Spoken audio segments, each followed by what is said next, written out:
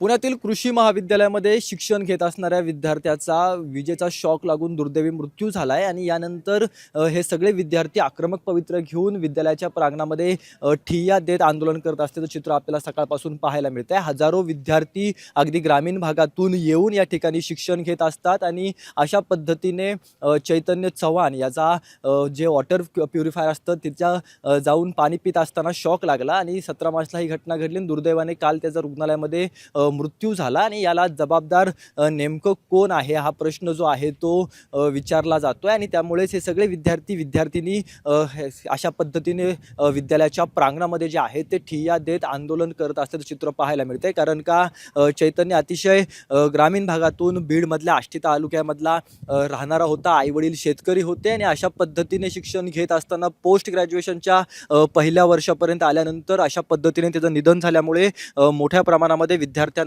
रोष जो आहे तो निर्माण झालेला पाहायला मिळतोय। अशा पद्धतीने ही सगळी घटना घडली। चैतन्य आता नाहीये तुमच्यामध्ये, परंतु काय विद्यालयाने दखल घेतली पाहिजे, महाविद्यालयाने दखल घेतली पाहिजे?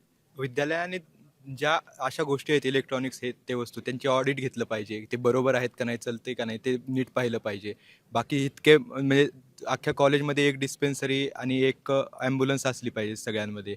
एवढीच आमच्या मागण्या आहेत आणि बाकीच्या ज्या छोट्या मागण्या आहेत ते सगळं आम्ही व्ही सी सरांना लेटरमध्ये लिहिलं। पण दखल घेतायत का? कारण का अशा पद्धतीने घटना घडणं किंवा इथून पुढे घटना होऊ नये त्यासाठी दखल घेतली जाते का?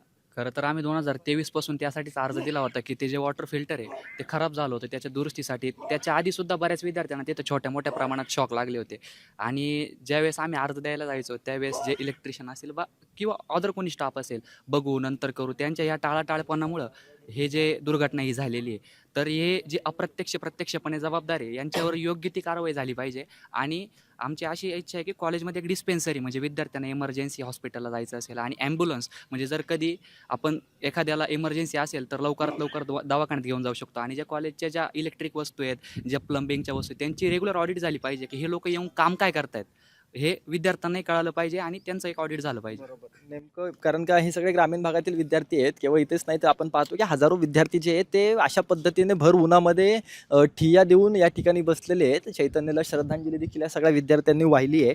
आणखीन चैतन्य महाविद्यालयामध्ये घडू नयेत यासाठी यांच्याकडून प्रयत्न केला जात आहे। त्यामुळे आता या सगळ्या महाविद्यालयाच्या प्रशासनाने या सगळ्यांची दखल घेऊन इथून पुढच्या काळामध्ये चैतन्य होऊ नये म्हणून काय जबाबदारी घेतली जाते हे पाहणं देखील तितकंच महत्त्वाचं असणार आहे। कॅमेरा पर्सन दीप मिश्रासह रोहन कदम, जय महाराष्ट्र न्यूज, पुणे।